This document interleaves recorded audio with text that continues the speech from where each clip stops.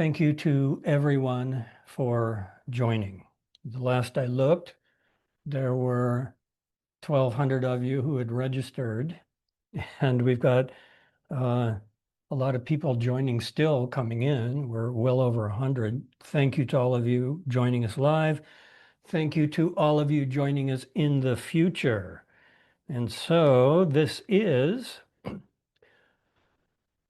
the detoxification of microplastics.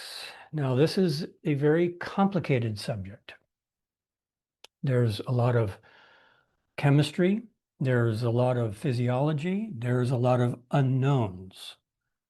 And it's also a very sad topic to talk about. It's sad because it's a man-made problem, and it is polluting the earth. It is killing animals, and it is harming our health, and it's going to be getting worse. And so therefore, we would like to know as much as we can, as soon as we can, about how to protect ourselves and keep the body as balanced as possible. And so in this talk, we want to answer 3 basic questions. And these questions are there ways to remove the micro and nanoparticles that get into the body? And the second question is, if they cannot be removed, are there ways that we can mitigate their health risks? And the third question, of course, which is why we are all here, are there some specific herbs and nutraceuticals that we can use for these purposes? So the answer is yes. We're going to cover all of these questions. We're going to learn as much as we can, and it's also far too little time to do this. And so, as we often do in these events, is I will give you a comprehensive introduction, and this will be followed by another offering. And the other offering that will come after this is just more information, more detailed, more applications, more herbs, more formulas, and I will tell you about that at the end. And for those of you who are attending, there will be a special discount, as we always do it. So this is a fairly standard routine that we do. Talk about an important subject. For those of you who would like to continue with your studies more deeply, then there will be another offering coming. Now, let's go ahead and delve into these questions here. And the first is something that people have already been asking me about, and it's a very logical, important question, and that is, are there ways to remove plastic from the body? And as we answer this, we're going to learn a lot about, well, how did the plastic get in, and what form is it, and where does it go, and what is it doing? But that's the first question. Can we get it out of the body? And the answer to this is yes, in some cases. And in some cases, no. And in general, there's a lot we don't know. But what we do know is that under certain conditions in certain parts of the body, yes, we can move things out. And in other conditions, no. But then the next question comes, and that is, if we can't get these plastic particles out of our body, can we live with them harmoniously? And the answer to that is also yes. And that's because that's what our body is designed to do, and that is what the body is doing all the time. There are all kinds of things in the environment and inside the body that are not good for us, and that's why we have an immune system, and that's why we have a liver. Our body is designed to live in a toxic world and to deal with it. We just have to know how to enhance that and support it. So the question again, can we live with these particles inside of us? And the answer is yes, absolutely. There are lots of things we can do with natural medicine to protect ourselves from the particles that are in us, and all of us have them. So we have an abundance of information from both traditional medical systems and modern research coming out that there's a lot of ways that we can protect ourselves from these toxins. However, that is up to a certain level. And this gets more complicated because one of the things that we're going to learn about microplastics today is that they are actually a vehicle for other toxins as well. So when they come into the body, they also carry pathogenic microbes, and they bind to cholesterol, and they bind to heavy metals. And so it's like they are magnifying the problems that are already there. And so therefore, this answer is true for other toxins as well. We can protect ourselves from all kinds of toxins up to a point. We can protect ourselves against microbes up to a point, against parasites up to a point. So that's a short introduction to the basic questions. And then we're going to talk about, well, all right, what do we do? What are some simple first lines of treatments that we can think about? And what are some simple things that we might start applying right away? Let's go back and look at this first question in more detail. Now let's start to explore this very complicated subject. Are there ways that we can remove micro and nano particles of plastic from the body? Now, the answer more specifically is that it depends on whether the particles are in motion or they are embedded. That's a fundamental concept that we have to think about in terms of detoxification. Because if they are in movement, then that means that there is some possibility that we can just help them move out. And so one of the primary channels is our digestive tract. They come in the food and the water. And if we can just keep helping them to move out, then they will not penetrate more deeply. The same is true with the lungs. We are inhaling them. And if we can protect the lungs, then we can expectorate them.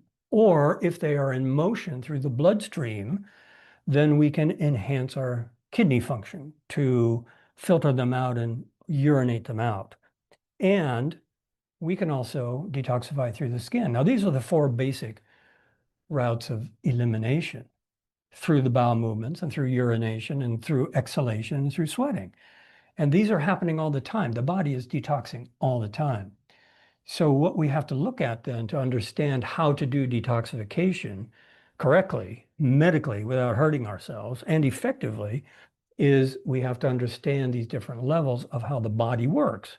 So all of these processes of elimination can be gently and effectively supported using natural medicine.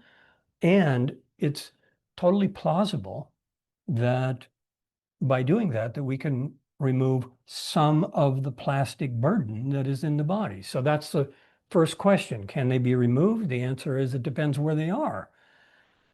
Now, before we look at the other part about, well, what about once they're embedded in our brain or our liver? Well, let's back up here just a minute. Let's go back to something even more basic, and that's prevention. And that's what we talked about with Anne-Marie last week. But more importantly, besides just the lifestyle changes and getting the plastic out of the house and, switching over to non-toxic kitchen and lifestyle as much as possible, herbal medicine also gives us many effective strategies for actually blocking the particles from penetrating more deeply into the body, even if we have ingested them. Okay, and so the first thing we look at is, are they still in motion?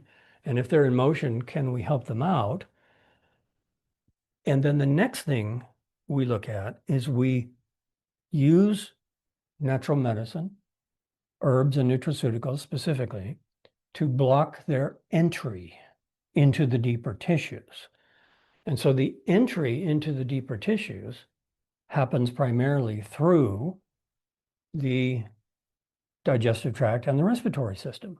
And our digestive tract and our respiratory system share a mucous membrane in common. That is our defensive energy, our Wei Qi in Chinese medicine. It is the respiratory and the digestive mucous membrane immunology that is coming into contact with the outside world in the inside of the body. And so therefore, if we can also strengthen the resistance of these mucous membranes, then there's a much higher likelihood that we will be able to keep the particles from penetrating more deeply. And we will discuss some specific medical aspects of this. For example, it is known that microplastics cause inflammation in the digestive system. They are now linked to irritable bowels and inflammatory bowel disease, and that damages the integrity of the mucous membrane, and that makes the gut membrane more permeable. All right, so if the gut membrane is damaged, more plastic is going to get in. And that gives us a very clear strategy that is even more important than detox, which is making sure that the immunological barriers against toxins are strong. Okay, now we come to the next question, and this is more complicated, and that is, can the body clear the plastic once it's into the deeper tissues? Now, in a certain way, we are really in uncharted territory with this. We don't know a lot of things, but it's coming out more. But we have questions like, well, can the liver break down plastic? We know that the liver can break down some of the chemicals that are associated with plastics. Plastics are many things. They're not just the polymers of the plastic itself. That's part of the problem, is that plastics are basically breaking down and releasing all of these other toxins. Now, we know that the liver can detoxify up to a certain point. Then the next question, can our immune system get rid of these things? Can the macrophages, the cells that basically are the first line of defense, can they eat these things like they eat viruses? Can they transport them away? Well, we don't know. And at the same time, what we do know is that the actual process of moving toxins from deeper parts of the body is much more complex than the end stage of elimination. And this is where medical detoxification gets much more complicated than kind of popular culture detoxification. Popular culture detoxification is very focused on end stage elimination, whereas the deeper detoxification process has to happen in the liver, it has to happen in the brain, it has to happen in the lymph system, and therefore we don't know yet. But what we do know is that natural medicine has always and can still support those processes at that level, at those deeper levels. And therefore, the healthier we are, the better we're going to detox. So in a certain way, that's the challenge, how to keep ourselves as healthy as possible as the world becomes increasingly toxic. Now, I will make a word of caution here, and that is that there's a lot of information that's already coming out about this on the internet. And some of this is, in my opinion, not even plausible. It's not medically realistic. And some of it is just downright dangerous. And those of you who have studied with me or taken, had consultations with me, you know that a significant percentage of my clinical practice is helping people get their health back after excessive, unnecessary, and ineffective detox programs. So one of the things that I'll mention here is you might come across some of this information. And this is one of the topics that I will be delving into more deeply in the next workshop, because we need to know not only what to do, but also what not to do and how not to hurt ourselves more. Okay, so the detox methods that are being advocated on TikTok are kind of in the same genre that we have with, parasites and heavy metals. Um, they are not that effective. They're not medically realistic. Okay, now let's go back to this question of, are there ways that we can mitigate the risk? Because we may end up ultimately needing to mitigate risk a lot more than focusing on getting particles out of tissues. How do we even know that we're effective getting particles out of tissues? It's the same question we have with lots of other detox programs. How do you know that it's even effective?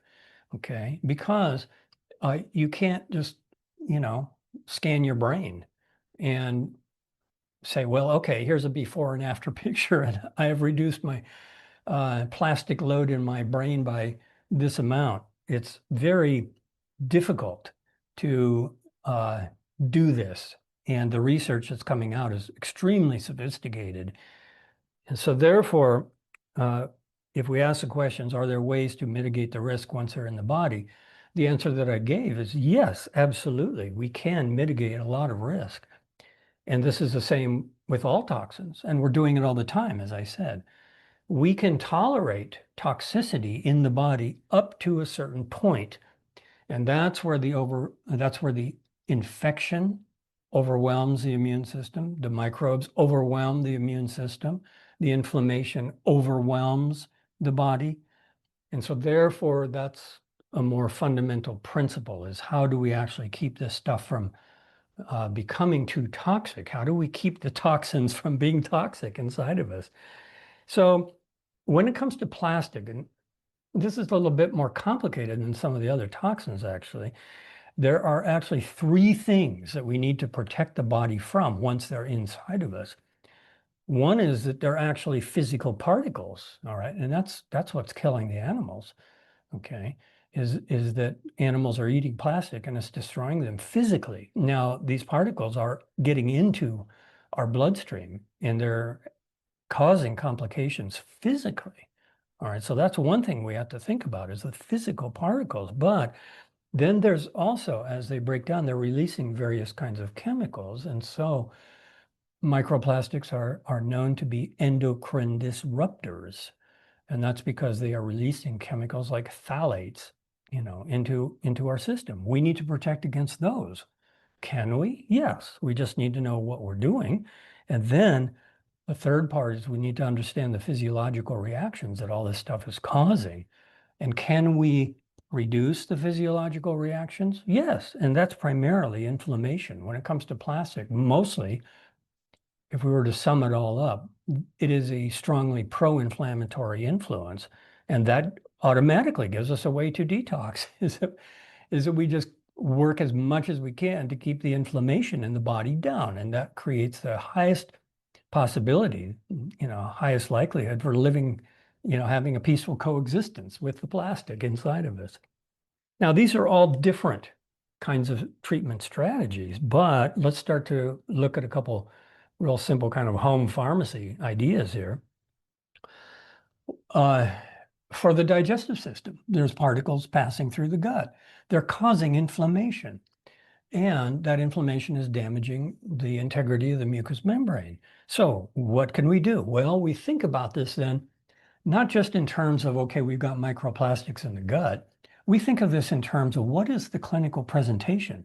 And the clinical presentation is irritable bowel syndrome. Okay, it's dysbiosis, it's leaky gut syndrome. So we already have a whole pharmacy of things that we can address.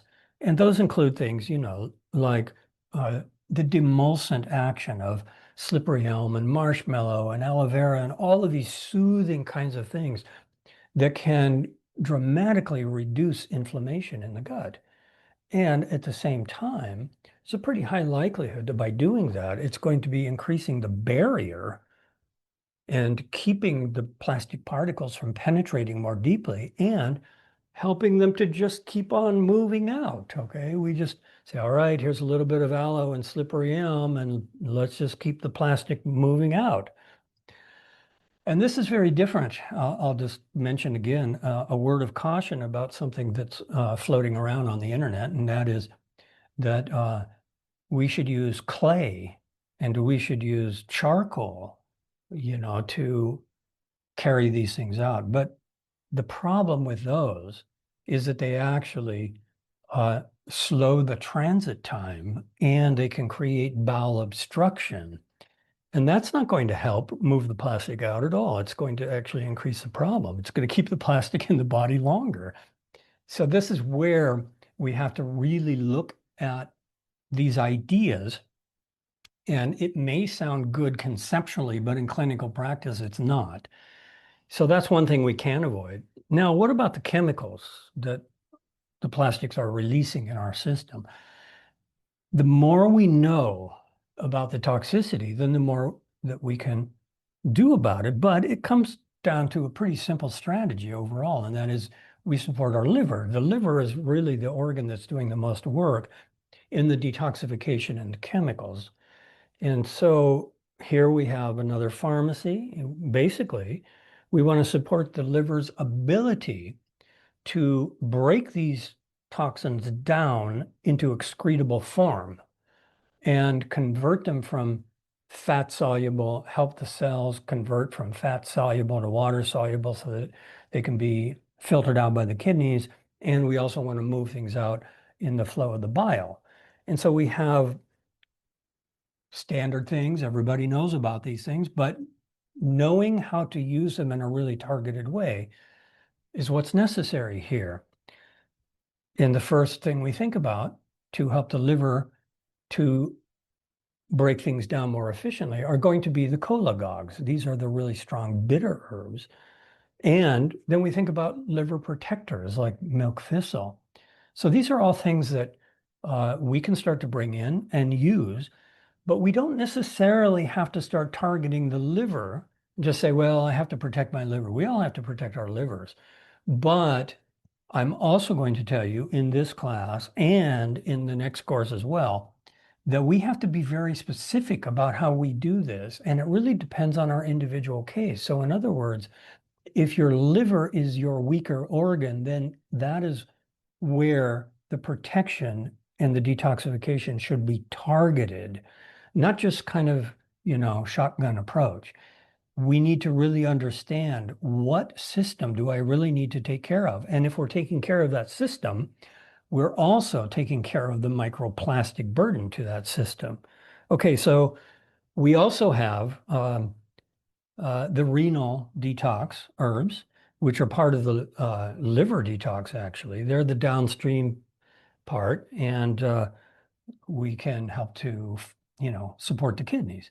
And I like a few specific herbs that are mild diuretics for this, such as the corn silk and the parsley and the cleavers.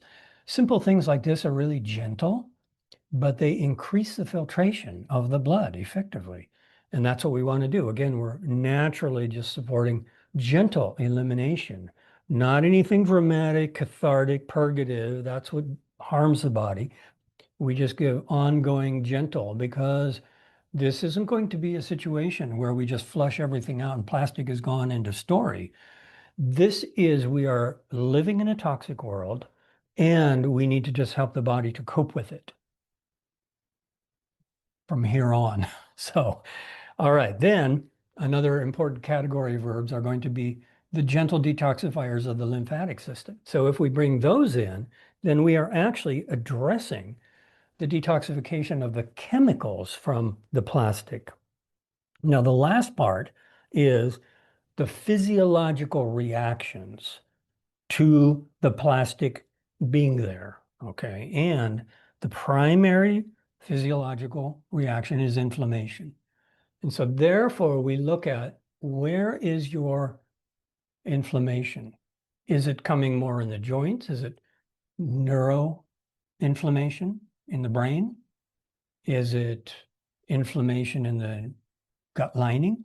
The more we know about where it's concentrated, the more we can cool down the inflammation. And most likely, by targeting the anti-inflammatory herbs to those systems, we are helping the body to cope with the presence of the plastic inside those systems. All right. So what we can see then is just to sum this all up, is that we can help the body cope with the burden, and we can reduce the negative impacts, and we can move some of it out. All right, so I hope that that's a good overview to get us started here. And now I want to tell you about some of my research into this and some of the ideas for the herbs that I will share in the remainder of our time.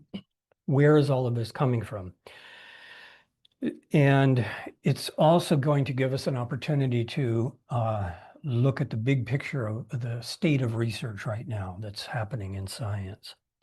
So my research and development of treatment strategies basically goes in two different directions. One is I start from my training and clinical experience in traditional medicine, Ayurveda, Chinese medicine, herbology. And then what I do is that I will find in the contemporary research validation that those herbs really work, because what they're studying in the modern research is the compounds from those herbs. And so what I'm seeing then is that traditional medicine tells us a lot about what we can do. But then when we look at the contemporary research about what they're doing, okay, to protect the body at these levels, is the use of specific compounds. And so contemporary research is validating traditional knowledge. But on the other hand, I also start from the contemporary research, find what they're doing, and they're saying, okay, this astragaloside has been found to be protective of the microglia, the macrophages in the brain, against inflammation. That's very important information. And so astragalosides are a specific compound from astragalus. So we connect all of these dots and we can see that, all right, astragalus in traditional medicine is an immune boosting herb. The macrophages are the primary line of defense of the immune system. The microglia are a form of macrophages, and macrophages can flip into anti-inflammatory or pro-inflammatory depending on whether they are healthy or overwhelmed. And so then we connect all these dots and we find that if we use astragalus and we use the astragalosides from astragalus, that they will have a protective modulating effect on the microglia, the macrophages in the brain, which can help us to cope with inflammation. It will detoxify the inflammation, all right? It may not move the particles out, but it's the inflammation that's damaging. Now, here's the state of research. Plastic pollution is new, and it is a man-made problem. And there's a lot of studies coming out now. If you go to PubMed and you just put in microplastics, there's over 18,000 research papers now, and there's more research coming out all the time. Now, a lot of this is in different fields other than medicine. And I don't think that this is at the stage where doctors are really taking this into consideration as a factor. It's really early in the development of this new pandemic. And so, it will come, more knowledge is coming. But I wanted to show you a diagram here that's very interesting. It shows the relationship between all these different kinds of toxins and all the research that's coming out. And this is from a research paper called Risk Assessment of Microplastic in Humans: Distribution, Exposure, Toxicological Effects. And what this is basically they did these meta-analysis of the research papers that are coming out, and then they put them into these different groups, and then they correlated them all to show the entire field of what's happening. And so I wanted to put this on the screen share and show this to you. It's really interesting about how much is coming out. Now, most of this has come out fairly recently, but the new trend. It started off with research into the pollution of the oceans and the soil and the animals. And now most of the research is focused on the impacts on human health. And so this is a really good trend. This is, we're going to be getting a lot more of this medical information now. So let me go ahead and put this on the screen share here. And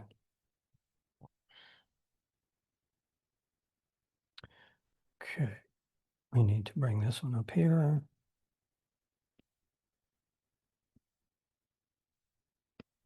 Okay, let's take a look here. All right, now let me zoom out here. And this is what we're looking at. This is a diagram of all of these topics in the research papers. And basically, these are broken down into these 4 areas. And so the first area is fate of microplastics. And this is illustrating how they move around in the environment. And let me go ahead and zoom in on this, and you can look at it here a little bit more. And so this is what this fate is looking at. It's looking at how plastics are contaminating water, soil, and how it overlaps with our health and where it's coming from and how it's polluting the ocean and how it gets carried around and the different forms like fibers and how it gets into the sediment. All right, so that's number 1, is the fate of the plastic environmentally. Then number 2, this is the pollution. Okay, so now we move over here into the pollution side, and this is pollution of the ocean. It's the litter that's out there, it's the debris, and then there's the ingestion and it comes into the fish. And then there's all these issues with waste management and, all the different science of ecological risk and so forth. Now, the third part, the orange part, is the chemicals, the polymers themselves. All right. And so this is where we see these are the toxicity issues right here. All right. The different names of the chemicals that are being used in plastic. And then finally, the biggest sector now is human health risk. And that's all of this. And so if we look at this, what we see is that this is related to our drinking water. How do we get rid of it? By a remediation. What is it binding with here? Okay. What about nanoparticles, microparticles, nanoparticles? What about the toxicity? This is a huge subject. All right, so let me just zoom back out again just to show you that this is the status of the research that is happening, and all of these topics are all closely interrelated. Now, the reason that I wanted to show you this is because this is a really nice scientific schematic diagram that shows us of our biological unity with the environment, the inseparability of humans and nature. What a concept, the inseparability. But there it is. It's so inseparable that all of these things are traveling around all of the time. And so we have to consider all of this. And that's why I do not stop at just like a simplistic idea of we detox, end of story. We have to now think in terms of our biological unity and supporting the ongoing detoxification process that our body has so that we can actually just keep living in this world as this stuff keeps building up. And we are very fortunate because the coming generations are going to have a much heavier burden of this. And so we have the opportunity to take care of ourselves in a way that's going to get more and more difficult. So let's always keep in mind our broader perspective about these things. Now let's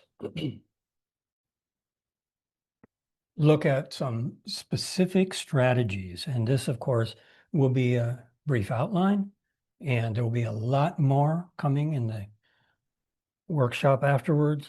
But the more we know about what these particles are and how they get in and how they move around and what they do, then the more effectively we can protect ourselves from it. So we will start with one example. We'll do two examples in this talk. We will do the lung-brain axis, and then we will do the gut-liver axis. And these will illustrate some very important principles of detoxification and living with homeostasis. Now, for this first example, lung-brain axis, I would like to share a little bit of personal background, and that is that I first became aware of plastic toxicity when I lived in Kathmandu in the 1980s. Now, plastic's been around for a long time. You know, I don't know exactly when, but at least probably 80 years. But when I was living in Nepal and traveling extensively through the Himalayas and traveling through India, I witnessed something that all of you have seen if you've gone there, or if you have traveled in places where there is poverty. And that is that plastic waste is everywhere. It's just, there's no sanitation systems in a lot of places. And so in Kathmandu, the garbage would just pile up into these massive mountains, and they would just sit there. And people would burn garbage with plastic in it. And frequently, this was right underneath my window. And so I witnessed terrible air pollution and breathed terrible air pollution. One journey that I made, I went on a pilgrimage to Bodh Gaya to visit the Bodhi tree where Buddha became enlightened. And I traveled through Bihar in eastern India, which is a very poor state. And the air quality there was absolutely horrific. And I saw people actually cooking their meals over burning tires. Okay. And this is something that we have to consider about plastic pollution, is that a lot of it is socioeconomically distributed. All right. And so Asia has much higher rates of plastic pollution, and poverty brings much higher rates of exposure. Okay, now, as a result of my time living in Nepal and traveling through India, I had multiple respiratory infections. But now we can ask a basic question. Should I have been focused on plastic detox, or should I have been focused on respiratory immunity, or both? Well, now I understand that it's both.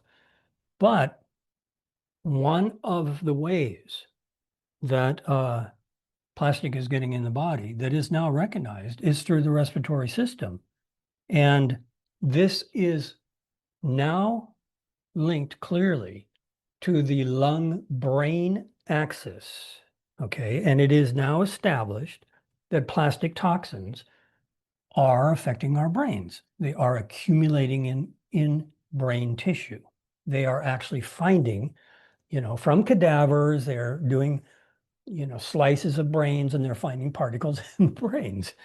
So they are associating microplastics in the brain more and more with cognitive functions that are declining. And so can we say that plastics are a big part of this big pandemic of dementia that's starting to accelerate? Probably. Okay. Can we get the particles out of the brain? Probably not. Can we detoxify the reactions? Probably. So let's just follow this whole sequence here, and we'll learn a lot here. Because this is important not just for plastic, because this is also how heavy metals are getting in the brain from air pollution. People who live near highways have higher rates of dementia, okay, because of the air pollution, which includes all kinds of things. So if we just follow this pathway here, we can see a very clear example of how challenging it is to understand and to treat this. So we have the route of ingestion. lungs. Okay, but that also includes the sinuses. And what are we ingesting? We're ingesting soot, ash, microparticles of plastic, and vaporized chemicals. Okay, all that's coming in when you live in a place with bad air quality. Can this be prevented or minimized? Yes, but this is where it really depends on the socioeconomic conditions, and a huge percentage of humanity cannot. That's just the air quality all the time, every single day. Now, we look at what happens next. And so first, the particles come into the lungs, and then they pass through the lungs into the heart. And so we have the lung-heart axis.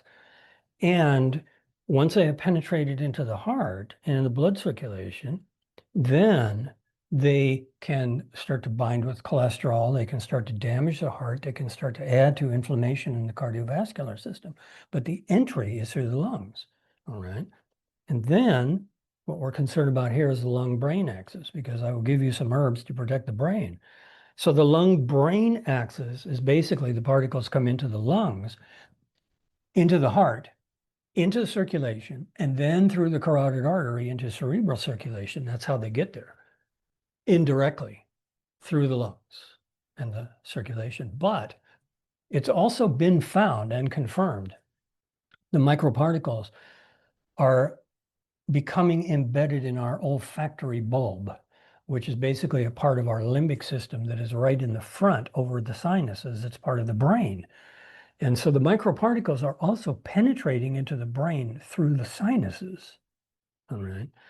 Now, that's how the particles get through this one mucous membrane. And knowing this gives us certain kinds of things we can do. We can do air filters, we can, protect the lungs to some degree, but we can also protect the integrity of the mucous membrane lining in the sinuses and the respiratory system. Now, before we get into the actual herbs here, we'll just clarify a little terminology. What's actually moving here? We say microparticles. What is that? In this field, we're talking macro, micro, and nano. Macro means the trash. Macro means the plastic bags that were in those fires that people are cooking over. Micro is basically particles up to 5 millimeters, and nano is 1 to 100 nanometers. And they come in particles, and they come in films, and they come in fibers. And there are new ones and old ones. And the old ones are more dangerous. And the most dangerous of all are the nanoparticles. So the plastic bag is not that dangerous. But when it's broken down to nanoparticles, that's what's going to penetrate through all of the barriers, okay, and travel efficiently through all of our systems. Now, here's not another point that's really crucial to understand.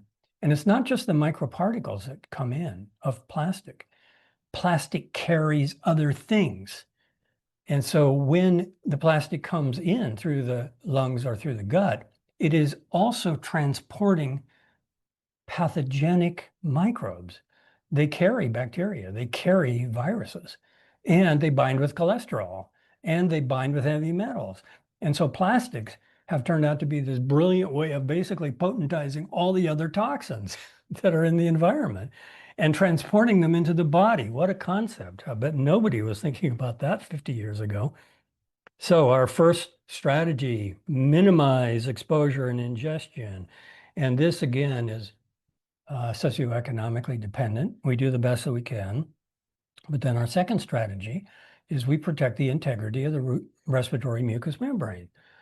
Now, again and again, we're going to see that the damage that the plastic causes aggravates the assimilation of the plastic. And so therefore, microparticles damage the integrity of the sinus mucous membrane. And that's going to make them more permeable into the brain. And same with lungs. And that gives us a clear strategy.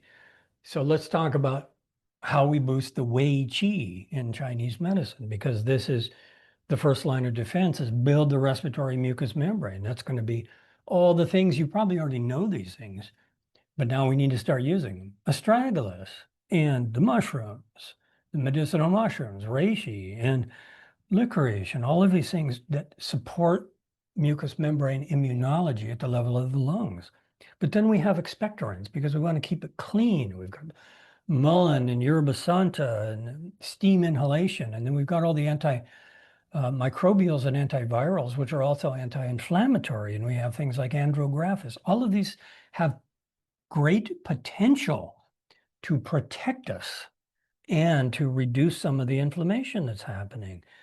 Now, this, again, brings us to a question that will happen over and over. Should I detoxify my lungs? Well, the answer that I propose is, rather than think about, well, you're going to do the systemic detox and that's the end of the story. That's not realistic. Think of it as what system is most vulnerable to toxic exposure? What system is most vulnerable to penetration by plastics? What system is most vulnerable to damage by plastics? Now, if you have a weak respiratory system, you had mono in your 20s, and you've had chronic infections ever since, and then you've got repeated bronchitis, and then you had a bad reaction to the COVID vaccines, and then you got COVID anyway, and your energy is really low, and you catch colds and flus really easily, then that system makes you more vulnerable to the plastic getting through those membranes. And therefore, your pharmacy of herbs doesn't start with detoxification. It starts with building protection. But by building protection, you're also going to start to help move things out more effectively, because that's what expectoration and the cleansing process of the lungs is supposed to do. All right, that's how we can think about this to make it real individualized and personalized. Now, another question, and this is just a bigger overview here, okay? Where do these particles accumulate? Well, let me give you kind of an unhappy list here. These particles, plastic micro and nanoparticles, have been found in human tissues that include stomach, colon, feces, lungs, sputum, saliva, placenta, breast milk, blood, liver, kidneys, and brain. All right, that pretty much covers it. So basically the plastic is there. Now, what do the particles and the chemicals do in the brain? And this is where we move away from simplistic detox of just stimulating the end stage of elimination into actually understanding the pathological process that's happening in the organ, okay? This is starting to come out now with more research, but the primary effect of plastics when they accumulate is they cause inflammation. And if we understand what causes inflammation and how to work with it, then we can protect ourselves. And that's a fundamental aspect of detox that we can do. Whether we remove the particles or not, we can detoxify inflammation, okay? Inflammation is a toxin. And that is something that we can reduce by helping the macrophages. And this is a detailed study that will be in the next workshop. And the macrophages are cells that basically eat toxins and transport them, digest them and transport them to sources, to the routes of elimination. But in the brain, we have these specialized macrophages that are called microglia. And what we know is that the macrophages have two phases.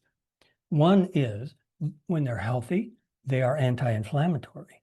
But when they get overburdened and overstimulated, they become pro-inflammatory. And so it turns into an autoimmune condition. And so the plastics are now being implicated and suspected as being part of, the pandemic of autoimmune inflammation as well. So knowing this, that gives us a huge viable strategy with natural medicine, with herbs and nutraceuticals, to consider how to work with anti-inflammatories, and specifically for the brain. Now, let's look at this research very specifically. And what I did here was I extrapolated certain bits of information. And the information comes from research on treating ischemic stroke in the brain. Okay, that's what it is damage to the brain with herbal compounds. And these studies show that certain herbal compounds can protect the microglia from inflammation, and that protects the brain. Now, if that's the process, if these compounds protect the macrophages of the brain from inflammation and that protects the brain, that's exactly the same thing we want from all kinds of different sources of damage and trauma. And so if it can do that for a stroke, most likely it can also do it, the same process, for the presence of plastic in the brain. Now, I'll just give you the list here real quickly, since we've also got to do gut liver. And so the compounds that have been found by modern research and confirmed as being supportive of these macrophages in our brain are the ginsenosides. These are specific compounds extracted from different species of ginseng. Well, that correlates with traditional medicine. The ginseng is protective of the brain, and now we have the evidence that these specific compounds do it at the level of the microglia. So we put all that together and we can say, all right, what is the best species and the best dosage that I should be taking of ginseng to help protect my brain? This is where we go case by case, because not everybody should have this ginseng or that ginseng. Your detox program is not one size fits all. It's got to be based on your health. Then another one, the herb Scutellaria bicalensis, Huangqin, famous anti-inflammatory herb from traditional Chinese medicine. And the compound that has been widely researched is called bicolin. Bicolin. And bicolin protects our microglia. All right, what are we going to do with that? Well, what I have been doing is I've been combining these and creating what I call these full spectrum concentrations. So we can take the Huangqin and we can cook it up into a decoction. And that's going to give us a water extract. Then we can add some tincture. That's going to give us the alcohol extracted compounds. And then we can take the bicolin. And we've got a full spectrum where we're getting the entire thing, the entire plant, but it's high concentration. All right. And we can do that knowing that it is going to be protecting the macrophages of the brain. And then if we would like to make it even more powerful, then what we do is combine it with our meditation and breathing exercises so we can actually feel the herb going into the brain. All right, last one, which I already mentioned, is astragalus, and the astragalicides have been found to be protective of the microglia as well. And we can do the same thing. We can make a decoction of the astragalus root, and then we can take a dual extracted tincture, hydro and ethanol extracted tincture, and get even more compounds.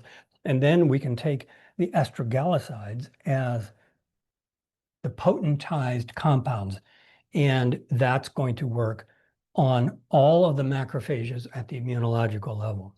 All right, these are just a few examples of some common things, and we can think of them specifically in terms of protecting the brain.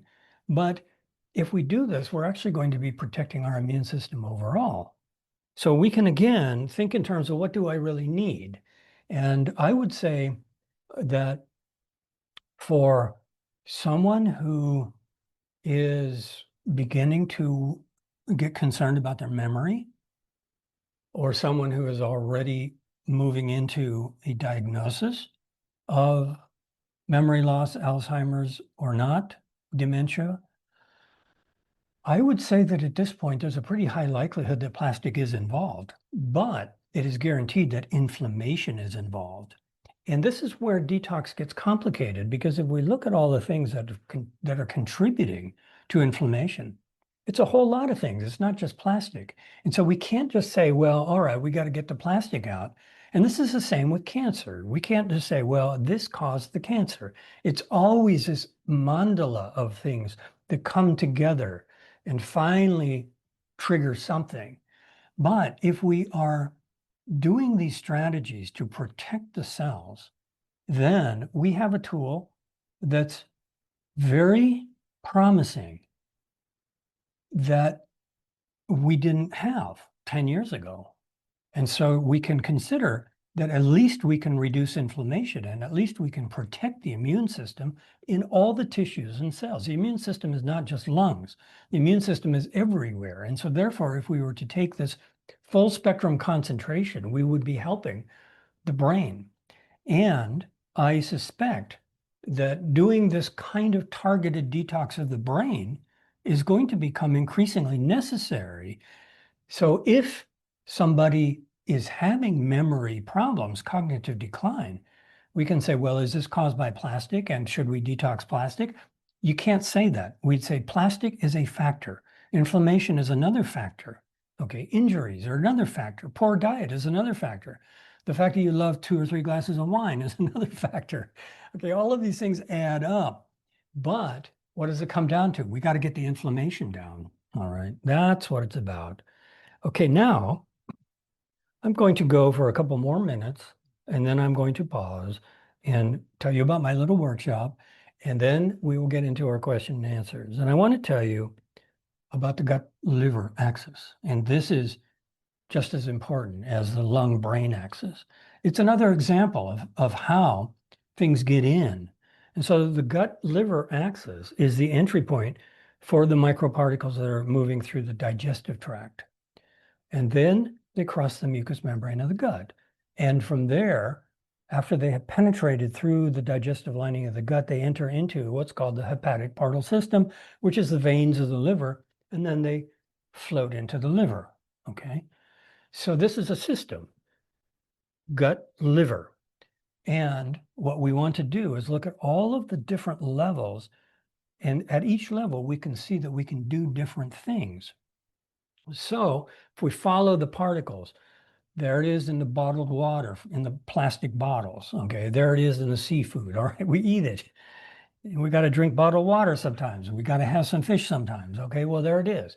So now it's moving through the digestive tract. And then as the particles get in there, depending on your health, depending on the level of inflammation, depending on the level of the plastics, all right, they can start to cause inflammation and disruption of the microbiome and damage to the integrity of the junctures. Now, does that give you some ideas about what to do? All kinds of things. We need a diet that supports healthy peristalsis, and we need to think about fermented foods to rebuild the microbiome, and we got to think about the anti-inflammatories. It all comes down to the same principles. It's just that now we're looking at it through the lens of plastic. So then, as they move through the gut, there's going to be 2 things that they're going to do. One is, if we treat them skillfully, they'll just keep right on going. All right, but there's always going to be some assimilation, especially the nanoparticles are going to get through the membrane, but even more so if we have damage to the membrane. And so it's, again, it's this cycle. The particles will cause inflammation that will damage the membrane, which will enhance the assimilation of the particles. But if we reduce the inflammation, we reduce the damage to the membrane, we reduce the assimilation of the particles, the penetration of them into the liver. So let's look at the real simple strategies here. And you probably already know the herbs. You probably already are doing a lot of this, and you're probably getting the benefit. You probably have far less plastic coming into your system than a lot of people. So let's talk for a minute about a really sad subject, and that is the seafood, okay? I wanted to tell you about a study. Just came out, actually, last week in the journal Nature. You might have seen it. And there was a study that was published that estimates that in the North Atlantic Ocean alone, there is now 27 million metric tons of nanoparticles of plastic, okay? And what's really shocking to the scientists is that that is 10 times higher than the previous estimate of plastic pollution of all sizes in all oceans. So that's not very encouraging for going out and having sushi. All right, what do we want to do? We want to support healthy peristalsis and motility. We want to keep the bowels really healthy as much as we can. We want to support the natural elimination. We don't want to do anything that is going to slow down our peristalsis, but we don't want to do anything that's going to cause irritation either. But we want to figure out, okay, how do we keep the peristalsis really balanced? We want to do all the treatments for IBS, okay? We want to think of the antispasmodics, one of my favorite for the gut, wild yam. Nervine relaxants, one of the best is chamomile. And really simple things, and we're working on it, okay? This is not like you just do it and it's done. We keep regulating and fine-tuning and making it better. Then we protect the mucous membrane integrity. And this is where we also have some really good information and some really not so good information about leaky gut. Okay, but here is what I have found clinically is that there is an entire pharmacy of gut membrane restorative herbs. This is how we protect ourselves from those particles getting into the liver in the first place. Gotu kola, slippery elm, aloe vera, marshmallow, plantain, licorice, all of these protect mucous membrane integrity. Digestive enzymes work in the upper part, not in the lower, but they can help with overall gut health in some cases. Fermented foods, absolutely. But a little bit of fermented food every day is better than trying to do it with probiotics. And then natural fiber, very important. Inulin, glutamine, pectin. Pectin, I think, has a lot of potential here. Pectin has actually been used in serious medical detoxification of heavy metal poisoning also. And then these can also help actually reduce our cholesterol as well. Then in the last stage, those particles are going to get into our liver. What happens after that? We don't really know. We know that it's going to burden the liver. It's probably contributing to liver disease. Maybe the liver can break down some of it, but we can help the liver, and we can help the liver to detoxify. We can help the liver, to support our endocrine function. We can help the liver, and that will help our immune functions. But again, we think of things that are liver supporting. The bitter cholagogues, we think of milk thistle, we think of green drinks. And green drinks are actually a really nice vehicle for a lot of liver herbs. Okay, so I would like to go on longer, but we are running out of time and we have lots of questions to discuss. Hopefully we have. And so that's why we meet again. And what I will do here is just give you the title and a few details before we start answering questions. The title of the next workshop is called Protect and Detox from Microplastics. Okay. And I am sure that by now that Wendy and Karen have put the links so that you can see this. And for all of you, in appreciation for you being here, all 154 of you, thank you for being here. There is a discount on an already very reasonably priced course. Workshop actually is not, it's not as extensive as a course. It's 2 Saturday mornings. It's 3 hours on August 16th, Saturday, and then 3 hours the following on the 23rd. And so Karen or Wendy, would either of you like to just mention any other details? But I think that's the basic information I wanted to tell you. Just wanted to give you the name, really, Protect and Detox from Microplastics.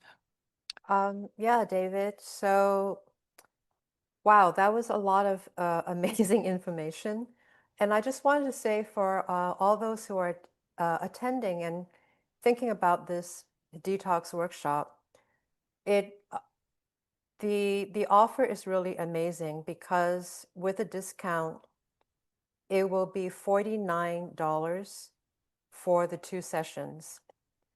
It will be really packed with information that you can use. And as David was talking about the horrific impact that plastics have on us, this generation, I was also thinking that it is actually our responsibility to learn how to protect and detox from plastics so that we can also use this knowledge for future generations. So part of it is definitely doing the detox and protecting ourselves. But I think together as a society, we have to really understand that this is probably one of the most challenging health concerns that we face ourselves, the environment, animals, what have you. And so the more that we can empower ourselves, the more that we can empower others and future generations. So thank you, David. I just wanted to say that because, Nice. yeah, it really dawned on me that this is not only about our own health, but really, the health of the planet at a very critical time. So having said that, I hope that Yes. more of you will consider doing the workshop because we need to do this together. We need to hunker down and understand the implications of what this means for humanity, basically. Mhm. So, Nice. and Thank you. it's also an easy workshop spread over 2 weekends. Right. It's not super Easy, intensive. I right, like easy to digest and usable. easy to digest, so to Easy to speak. digest and I I like practical. I like doing long, intensive programs, but this level of information is fairly complicated. And Yeah. so again, the link is there. Check it out. Uh, but the questions are always there. I can't attend live. Will it be recorded? Yes, it will be recorded. And the same for this one. Um, we always send out a replay link. If you joined us late, you want to watch this again, that will go out by tomorrow. And so again, many, many thanks for your presence. And now let's get into the Q&A. And I see that people have put in some things. Now is your opportunity to ask I just, everything. I also wanted to just assure everyone that Wendy and I have copied all of the questions. So if we don't get to it, check the emails in a couple of days. We will have David answer all of the questions. I think that we will probably be able to answer all of these.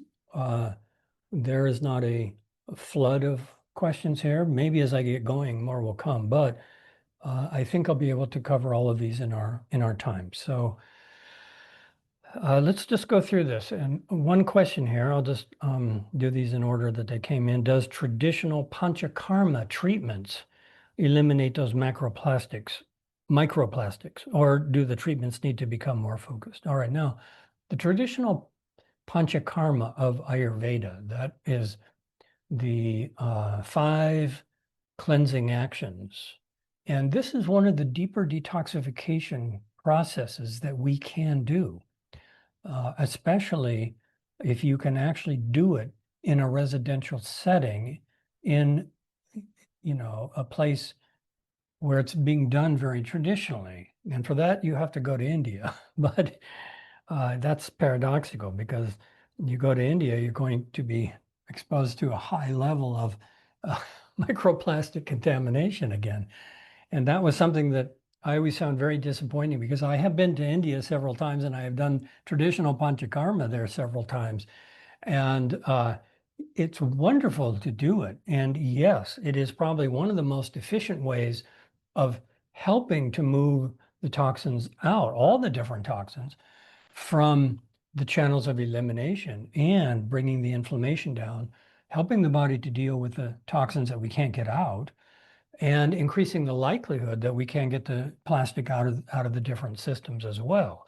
All right, so that is if you can do traditional Ayurvedic residential panchakarma, that is probably going to go the most deeply into the systems most effectively. But it's problematic because you have to travel and you have to fly and then you have to come back and it's culture shock. And therefore, if you can do it, great.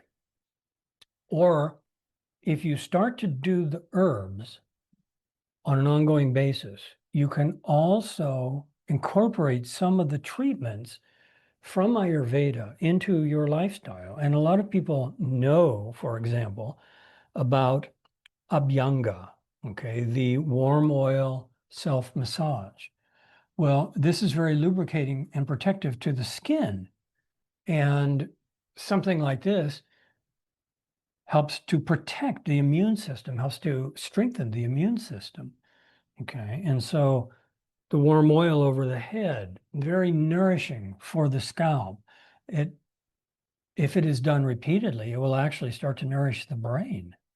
Now, here is one specific treatment from Ayurveda that I think has incredible potential. And I will be mentioning this, talking about it, and giving information about it in the workshop. And that is that lipid-based preparations of herbs that are taken into the sinus cavities are a primary method of detoxifying the brain that are part of classical Ayurveda.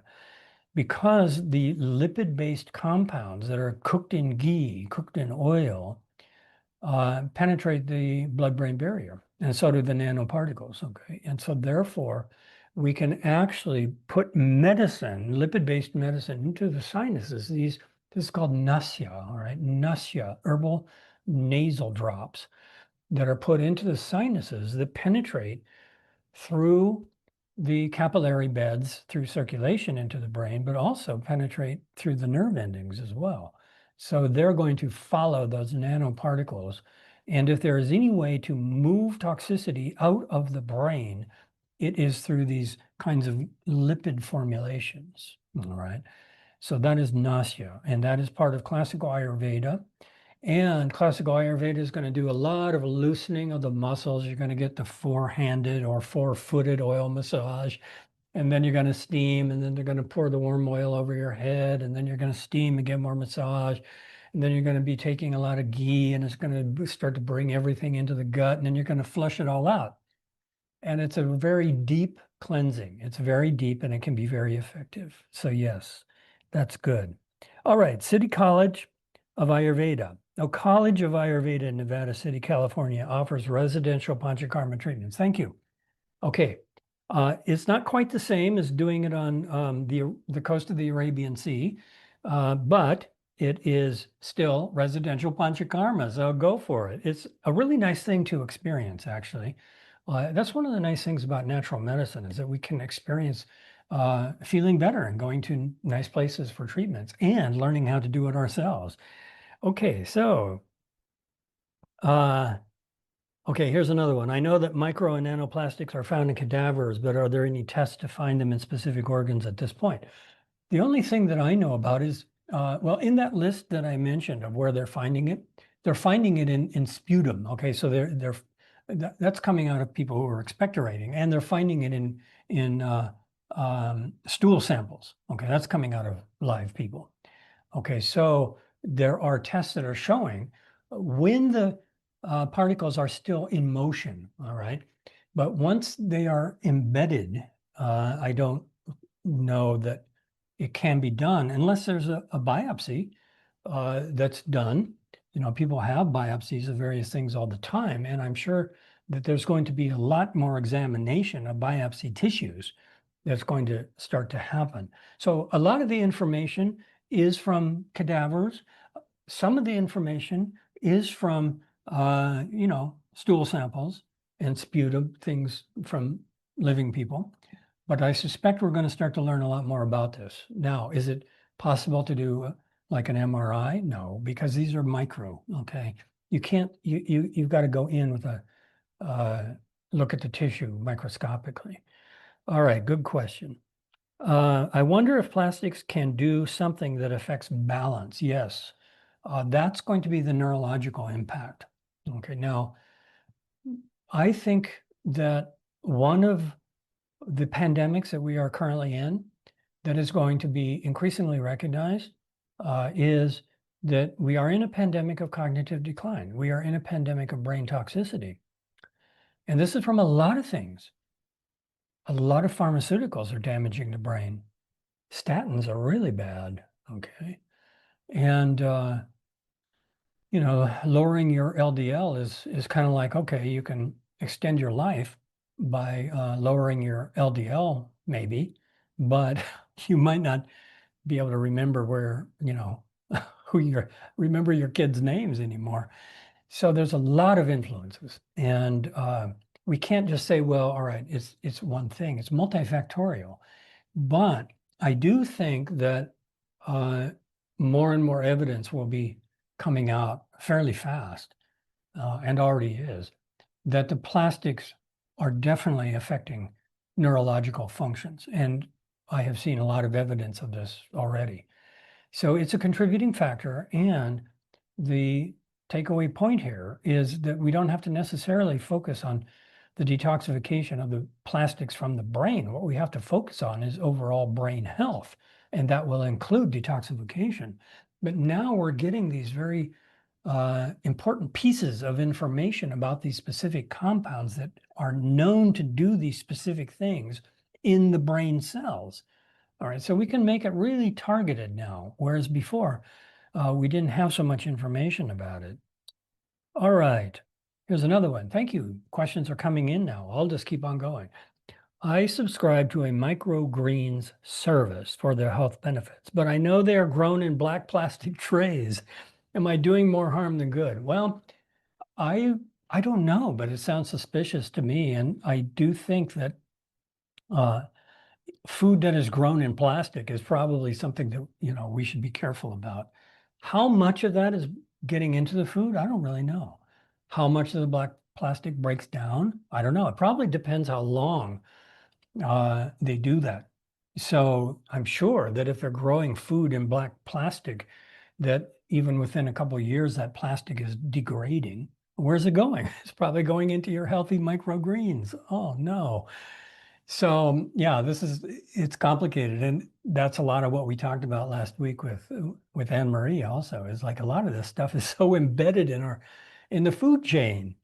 Okay, good question. All right. I wonder if infrared sauna at 175 to 180 degrees can help with melting or ushering microplastics out of our system via sweating and heating up the body. No. Yes, both and neither. All right. So we're not going to be able to raise our body temperature high enough to melt it. And that's a good thing because that would kill us. Sweating and moving things through the lymph system, definitely. All right. And this is, an age-old process of detoxification. And this has been used for many kinds of things. But I want to caution people here because this is information that is also taken out of context. And so what we have to start with is what is your constitution? And is doing saunas healthy for you? Don't worry about the detox part. Ask the basic question, can you tolerate saunas? And to what degree? And how quickly can they deplete you? All right, that's the main question. And this is the main problem with all popular culture detox, is that everybody thinks more is better, and it is not. All right. And that's where people are getting hurt. More flushing, more colonics, more juicing, more fasting. That is not the way to do it. Okay. That's how people hurt themselves. They become depleted. They ruin their digestive systems for life sometimes. Now, here's a curious kind of sociological observation. I have seen that the people who are most interested in detox are the ones who need it the least because they're already very health conscious. And the people who need it the most are the least interested. And that's because, the lifestyle. All right. So that's a good question. Yes, do your saunas, but be very careful that you don't deplete yourself. And no, you're not going to melt the plastic in the body, but you will probably be able to eliminate some of the plastic that maybe is in the skin, okay? Because we do come in contact with microparticles. I mean, if you like to lounge around on your carpet, you're picking up microparticles of plastic. And so we can clean the skin effectively that way. We can also help to move some of the lymph and clean the lymph that way, but don't deplete the body doing it excessively. Okay, is there any current testing to know our level of microplastics? Not that I know of. There are more sophisticated tests coming out that are showing more kinds of toxins in the bloodstream, but with all medical testing, what you see in the blood is not necessarily representative of what's going on in the marrow, for example, or what's going on in the lymph or what's going on in the brain. That's one of the main challenges with this is it's very difficult to actually know what is happening.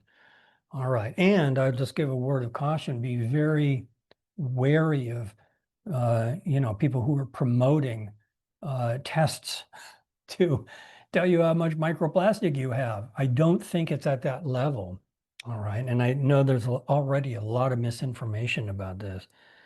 Okay. So a while back, I saw a report that correlated low sperm count and testes weight with microplastics. This has been known for some time, is that the decline of sperm count globally is attributed to plastic in the environment. Yes, correct.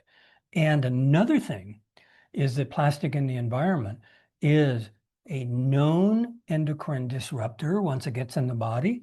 And one of its manifestations that has been observed is that it is much harder now for people to lose weight than it was 40 years ago. And this is endocrine disruption. And that's why the plastics are associated with metabolic syndrome as well. And it's not just humans that this is happening to. This decline of sperm and smaller testes and increase of weight is seen across all the mammals. Okay, lots of animals are having this problem also. And it is attributed to plastics in the environment getting into the systems. Absolutely. Good point. And so, if microplastics and nanoplastics are petroleum based, could we take an essential oil of lemon tincture, maybe a few drops on the tongue after eating to slightly dissolve the plastic? No. Okay, please don't take essential oils directly on your tongue. You're going to damage the mucous membrane all the way down. You're going to cause inflammation in your throat, your esophagus, your stomach. You're going to end up with reflux. You're going to end up with gastritis. Essential oils are far too concentrated to take internally. Countless people have been damaged by this kind of fraudulent marketing where they are told to take essential oils internally. You're going to cause inflammation, which will damage the gut lining, which will make you more susceptible to the particles penetrating in. Do not do that. Now, if you would like to consider citrus juice, that's something different. But again, citrus juice can be very pro-inflammatory for some people. So this is where we've got to be really careful with this kind of popular culture ideas about these things, okay? And a lot of this stuff is not medically realistic. It's implausible. It's dangerous, actually. And so be very careful with these ideas. With essential oils, be extremely careful and do not take them internally. But can certain fruits and vegetables in juice form help us to detoxify? Yes, absolutely. But we have to do this on a case-by-case basis because you may have already done too much of it and now you need to switch over to things that are more nourishing. And if you've been doing a lot of juicing for decades, you probably at this point need to be thinking more about chicken soup and less fasting. Okay. All right. So let's see, what else? Oh, is lion's mane helpful? Yes, lion's mane is very helpful. Lion's mane is a great neuroprotective mushroom. And that's what we want to think about. Do everything we can that is neuroprotective. Do everything we can that is hepatoprotective. Do everything we can that is cardioprotective, immunoprotective. That's the concept here. And that's where all of this closely overlaps. And that's why we shouldn't be too focused on just detox, because what we're really talking about is protection. Okay, now we can detox and protect at the same time in a lot of cases. And lion's mane, it may have an actual protective effect in the brain against inflammation. I think that's emerging. And it may have a supportive effect on cognitive function. I think that's emerging. That will help us to live harmoniously with the plastic particles that may not come out. Can the lion's mane get the particles out of other places?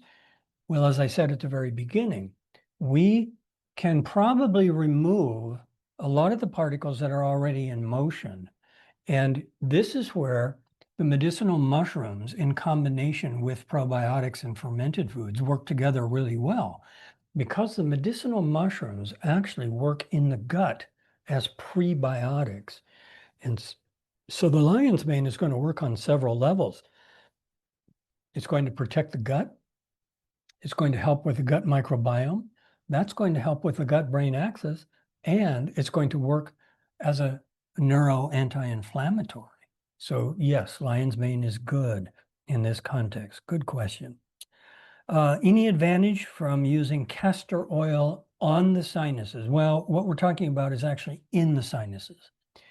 Now, with nausea, which is the injection of lipid-based formulas into the sinuses, you have to be careful. You cannot just do this. And this is another problem. The popular culture use of neti, for example, has harmed a lot of people. It seems really simple. You pour the water in, the water comes out, except when it doesn't, okay? And when it doesn't, it's because you got polyps in there, or you got some deviated septum, and then what? Then the water stays in your sinuses, and it causes infection, and it causes headaches. And then it drains out at really embarrassing times. And so we have to do this therapy in the sinuses medically, okay? We have to be very careful about it. And there is a system that I have prescribed that's very safe and simple, and you just do it in stages. All right, so can you take a little bit of castor oil and put it on your little fingertip and then massage that into the sinuses? Yes, you can do that. Should you start with 10 drops in each sinus? No, because you need to know a little bit more about your reactions to the oils in your sinuses first. For some people, these things work miraculously, and they use a nausea oil as prescribed, and their allergies stop and they can breathe again. Other people, they do it and it just makes everything worse. So it's a very individualized case by case kind of treatment. And where we run into problems in, internet medicine is everything is supposed to be good for everybody. Medicine's not like that. This is all highly individual. Okay, good question. So let's see. Okay, so relevant video on burning plastic in food preparation. Okay, that sounds terrible, but thank you for posting that. Let's see. Tinnitus being related to plastics. Well, again, it's not about one symptom and a clear cause and effect. Tinnitus is a neurological problem generally. There's only one type of tinnitus that is actually related to circulation, and that's the, pulsatory. That's where you're hearing your blood flow pushing against your ear, in that area. And that's not neurological, okay? But most other types of tinnitus are really neurological, and they're a neurological deficiency generally, or an inflammatory process, or it can be damage to the ears. There's a lot of things that can cause it. But can we say that plastic causes tinnitus? Well, again, what we have to be careful about here is getting too narrowly focused, looking for a germ theory. Okay, that's germ theory. And that's a problem with heavy metal detox thinking and parasite thinking. Okay, it's too germ theory. All right, we have to look at this as complex mandalas. All kinds of things are affecting us. And that's why these things don't work. Okay, because you can't just remove this from the body very effectively, first of all. And second of all, even if you did, it doesn't necessarily mean that that's going to cure the problem. Now, medical approaches are different, all right?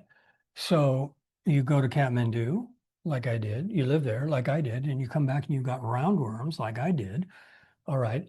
You have parasites, and you can test them and you can see them, and they are confirmed. They're a real parasite. And then you can get them out. And you need, a combination of herbs and drugs to do it because they're really stubborn. And then you need a lot of herbs to cool down the inflammation. That's a medical detoxification. All right. This is serious stuff. Okay. There's real parasitology. Okay. And so with tinnitus, same concept. Don't think simplistically that it's caused by plastic, but is plastic a causative factor and a probable influence in this big mandala of influences? Yes, absolutely. Okay, I think we are almost done here. And I think, okay, how effective are broccoli sprouts and broccoli sprout powder at dealing with plastics in the body? Are they useful? And how shall Vata constitution people best ingest them? Okay, now, um, here's an example of where a concept sounds good, but in actual practice, it doesn't work that well, all right?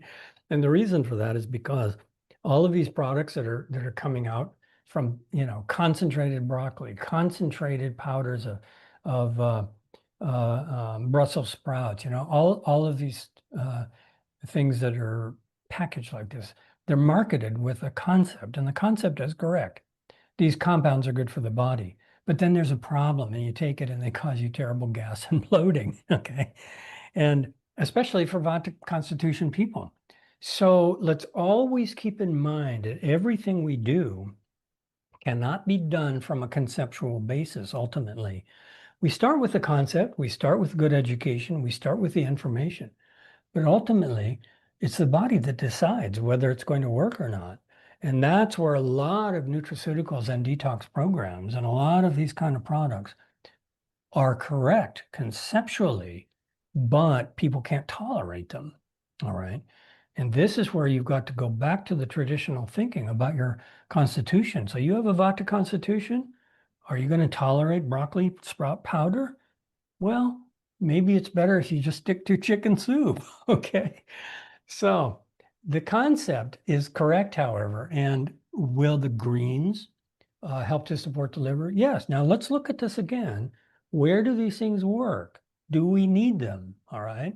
And if we're going to do detox with lots of greens, green juices and things like that, vegetable soups, okay, green drinks, that's a really good vehicle for putting in some of the liver supporting herbs and the liver stimulant cholagogic herbs. And so I frequently advise people use digestive bitters, things like gentian and artichoke leaf and things like that to stimulate the liver, help detoxify it. Take it with a green drink. All right. That's a really good concept. But I never tell people to take a big glass of it cold, because if you take something good, you might make it not so effective just by taking too much of it. That's all. And so that's where we have to be very medically oriented and very precise with a lot of things. All right. Well, I think that we will stop at this point. And people have been signing off, but there's still quite a lot of you. Thank you for staying all of this time. And thank you for all of these good questions and discussion. And thank you for your interest in all of this. I hope that this gave you some preliminary ideas about how to think about this problem, because that's where we have to start. We have to know how our body works, and we have to do these things carefully in an educated way. And so it's not really that complicated. A lot of it's common sense. But then when it comes to the deeper questions, then we may just end up finding out that what it's really about is just keeping our inflammation levels down and protecting the organs. And I'm sure that everybody here is already well oriented to doing that. But this is a field that is only going to get worse environmentally before it gets better. And therefore, the more we know about this, the more we can protect ourselves from this new environmental concern. And it is in the body, it is already contributing to medical problems. And now, at least for myself, I am starting to really consider this. It doesn't change anything in terms of what we do with natural medicine. We still treat what is going on, but now there is this new dimension of it where we can also think about this integration of traditional and modern research and really come up with more and more targeted, more effective kinds of treatments because we're also taking all of this into consideration. All right. So thank you to everybody for being here. So take care, everybody. See you next time.